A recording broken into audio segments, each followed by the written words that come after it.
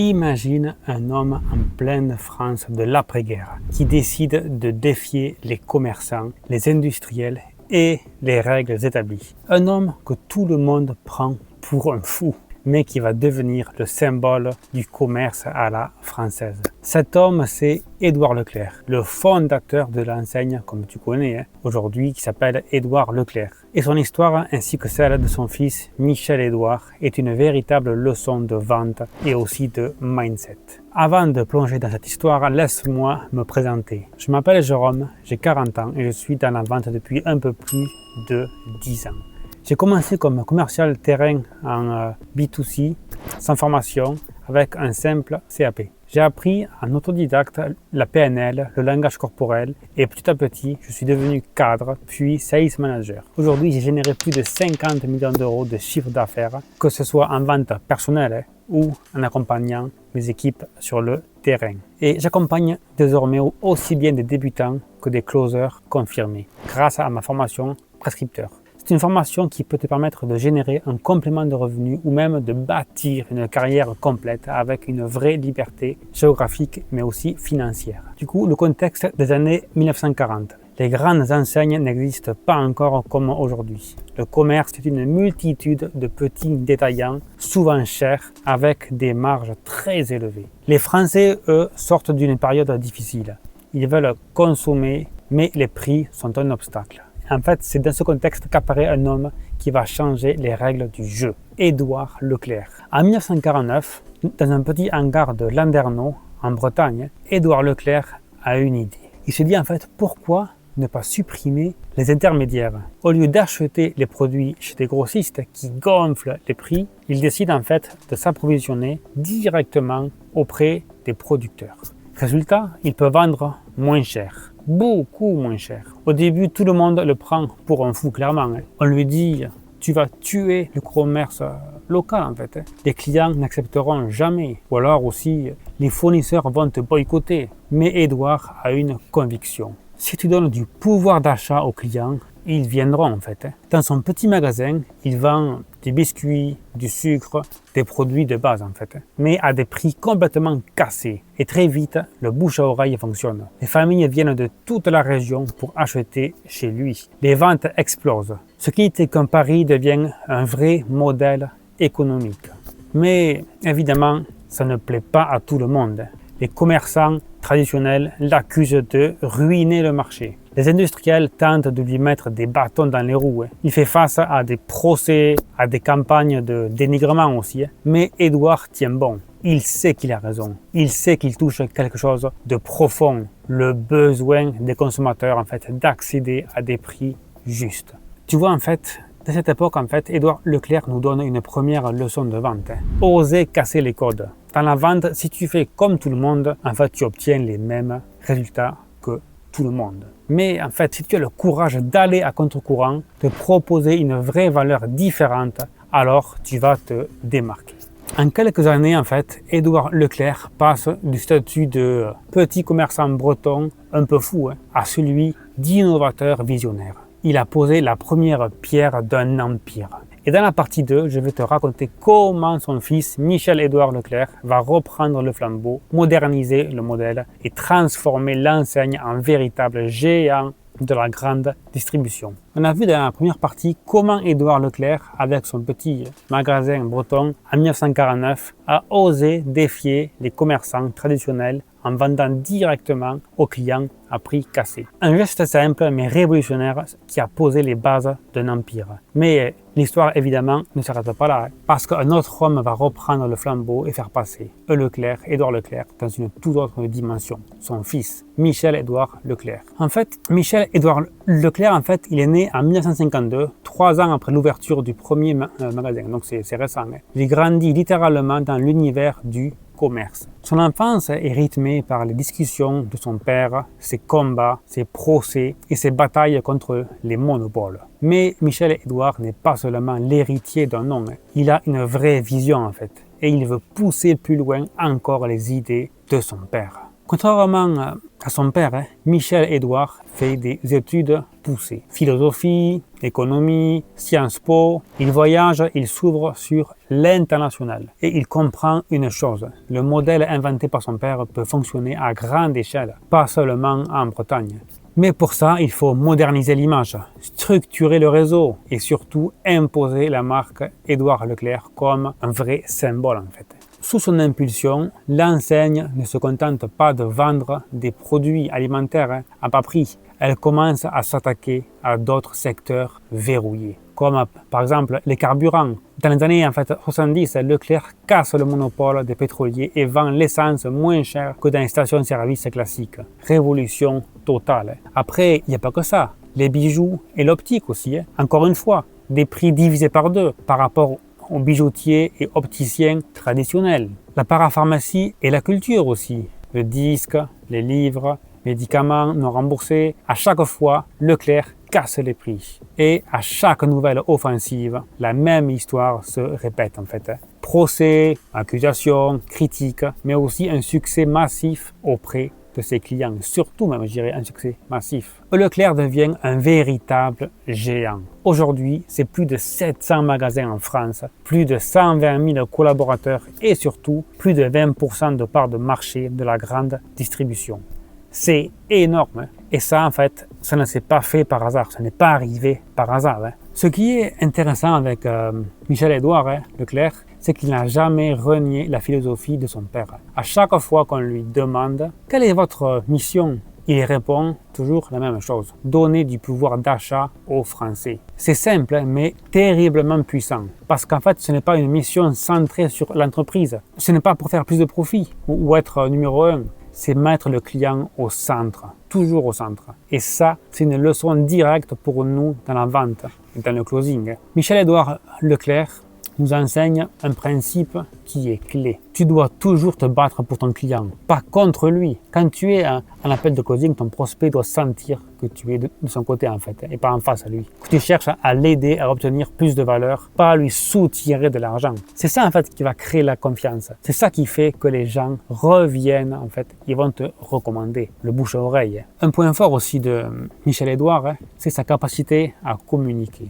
Il n'est pas seulement chef d'entreprise, il est aussi porte-parole. On le voit à la télévision, dans les débats, dans les médias aussi. Et il défend toujours son enseigne avec passion et conviction. Il sait créer un lien direct avec les Français, en parlant leur langage, en utilisant leurs préoccupations quotidiennes. Et ça, en fait, c'est une compétence que tout closer, tout prescripteur, tout commercial doit développer. Savoir raconter une histoire et incarner aussi une vision. Ce qui fait la force de Michel-Édouard, c'est qu'il a réussi à moderniser l'enseigne sans jamais trahir l'idée d'origine. Il a gardé en fait l'ADN, les prix bas pour redonner du pouvoir d'achat aux Français. Mais il a adapté au monde moderne. Campagne de communication, extension aussi à de nouveaux secteurs. Adaptation aussi à la grande distribution de masse. Et en fait, dans le closing, c'est pareil. Tu dois savoir évoluer avec ton marché sans perdre ton identité. Du coup, si on peut faire une petite conclusion de la partie 2, grâce à Michel-Édouard, Leclerc est passé du statut de réseau de petits magasins pas chers à celui de véritable géant de la distribution française. Il a tenu tête au grand groupe, il a modernisé la marque, il a su incarner un message fort, puissant. Et dans la troisième partie, je vais te partager les grandes leçons que toi, en tant que closer ou prescripteur, tu peux tirer de cette histoire. Des leçons concrètes que tu peux appliquer dans ton business dès demain. Nous allons voir maintenant la partie 3, les grandes leçons de l'histoire Leclerc pour les closers et aussi entrepreneurs. On a vu comment Édouard Leclerc a osé casser les codes en 49 en vendant directement aux clients à prix cassé. On a vu aussi comment son fils, Michel-Édouard Leclerc, a repris le flambeau pour transformer cette petite boutique bretonne en véritable géant de la distribution en restant fidèle à une mission simple, donner du pouvoir d'achat aux Français. Mais maintenant, la question est simple. Qu'est-ce que toi, en tant que prescripteur ou closer, en tant qu'entrepreneur, tu peux apprendre de cette histoire? Parce qu'au fond, ce n'est pas juste en fait une histoire de supermarché. C'est une leçon universelle sur la vente, sur le mindset et aussi sur la vision. Du coup, leçon numéro 1 que tu dois appliquer, oser casser les codes. La première leçon, en fait, elle est évidente. Oser casser les codes. Quand Édouard Leclerc a décidé de vendre moins cher en supprimant les intermédiaires, tout le monde l'a pris pour un fou. Il a subi des procès, des moqueries, des critiques, des attaques, mais il a tenu bon. Dans ton closing, en fait, c'est pareil. Si tu fais exactement comme tout le monde, tu obtiens les mêmes résultats que tout le monde. Mais si tu oses faire différemment, poser des questions que personne ne pose, utiliser le silence, refuser de te justifier, tu te démarques et tu vas même te démarquer immédiatement. Les meilleurs closers ne sont pas ceux qui récitent un script par cœur. Ce sont ceux qui savent sortir du cadre et créer une expérience unique pour leurs prospects. Leçon numéro 2, tu dois être à côté du client. Michel et Édouard Leclerc l'ont répété toute sa carrière. Notre mission, il disait, ou il dit encore, c'est de défendre le pouvoir d'achat des Français. Il n'a jamais dit notre mission, c'est d'augmenter nos marges ou être numéro 1. Il a toujours parlé du client. Et en fait, en closing, c'est pareil. Ton prospect doit sentir que tu es de son côté, que tu comprends ses douleurs, que tu partages sa vision, que tu cherches en fait une solution pour lui, pas que tu veux lui vendre ton produit à tout prix. Si ton prospect sent que tu es un partenaire et pas un vendeur, il va signer, crois-moi. Leçon numéro 3. Savoir encaisser les critiques. Tu crois que le chemin a été facile pour Leclerc? À chaque étape, il a été attaqué. Quand il a cassé les prix de l'essence, on a dit qu'il allait en fait détruire les stations-service. Quand il a vendu des bijoux ou des lunettes, qui étaient moins chers que tout le monde, on l'a traité de fossoyeur des artisans. Mais à chaque fois, il a tenu bon en fait. Et aujourd'hui, qui se souvient des critiques? Personne. Dans la vente, tu dois faire pareil. Tu vas essuyer des refus, tu vas recevoir des objections, parfois même des critiques violentes. Mais si tu sais rester constant, si tu sais encaisser et continuer, tu gagnes sur le long terme. Leçon numéro 4. Communiquer une vision claire. Michel Édouard n'était pas seulement un chef d'entreprise, c'était un communicant. Dans les médias, il défendait ses idées, il incarnait la mission de l'enseigne. En closing, toi aussi, tu dois incarner une vision. Ton prospect doit voir en toi quelqu'un qui croit profondément à ce qu'il vend. Quelqu'un qui a une mission claire en fait. Parce que les gens n'achètent pas seulement ton produit, ils vont acheter la vision que tu portes, que tu défends en fait. Leçon numéro 5. Évoluer sans trahir son ADN. Édouard Leclerc a commencé avec un hangar de biscuits et de sucre. Son fils Michel Édouard a transformé ça en un empire qui touche tous les secteurs. Mais l'ADN n'a jamais changé. Des prix bas pour redonner du pouvoir d'achat. Dans ton closing, en fait, c'est pareil. Tu dois évoluer, tu dois t'adapter aux nouvelles méthodes, aux nouveaux outils, aux nouveaux marchés. Mais tu dois rester fidèle à ton ADN, ton authenticité, ton style, ta mission. Conclusion, l'histoire de Leclerc n'est pas un success story à la française. Ce n'est pas que ça. C'est une leçon universelle pour tous ceux qui veulent réussir en vente et dans le business. Oser casser les cordes, être du côté du client, encaisser les critiques, communiquer une vision claire, évoluer sans trahir son ADN. Si tu appliques ces 5 principes, tu peux réussir dans le closing, dans l'entrepreneuriat ou dans n'importe quel projet ambitieux. Voilà, tu connais maintenant l'histoire incroyable d'Édouard et du fils Michel Édouard Leclerc et les grandes leçons que tu peux appliquer dans ton business, dans ton closing. Du coup, cette vidéo t'a aidé, mets un gros like, abonne-toi à la chaîne et active la cloche pour surtout ne rien rater. Dis-moi en commentaire juste en dessous quelle de ces 5 leçons tu veux appliquer de ton prochain closing. Partage cette vidéo à un collègue closer ou à ton équipe ou entrepreneur. Ça peut faire gagner des ventes dès cette semaine. Du coup, on se retrouve très vite pour du concret, du terrain et des résultats. À très vite. Ciao. Du coup, si tu es encore là, c'est que tu es forcément intéressé par cette vidéo. Moi, j'ai découvert en fait l'art de la prescription ou du closing, si tu préfères, c'est pareil. C'était en 2019-2020 en fait. Et grâce à ça, ça m'a permis d'être beaucoup plus libre géographiquement et financièrement aussi. Tu vois, là je te parle depuis chez moi, mais il y a encore quelques jours j'étais en Crète. Puis aussi ça m'a permis de pouvoir aller sur l'île de Madère au Portugal, de pouvoir faire aussi du jet ski avec ma fille. Tout ça en fait en continuant de générer des revenus. Et aujourd'hui, j'ai formé déjà des centaines et des centaines de personnes qui sont comme toi, qui étaient avant salariés, mais qui sont aujourd'hui prescripteurs en fait. Tout comme par exemple Chloé, pourtant avant qui était ingénieure en BTP et qui gagnait quand même très bien sa vie. Donc aujourd'hui, j'ai closé pour 8K et ce n'est que le début. Alors si j'ai un conseil à vous donner, c'est foncer. Ou encore tout comme Johanna, qui avant était commerciale dans les cuisines. Ouais, ça varie entre 3 000 et 5 000 euros par mois. C'est confortable hein, pour une maman à la maison avec ses enfants.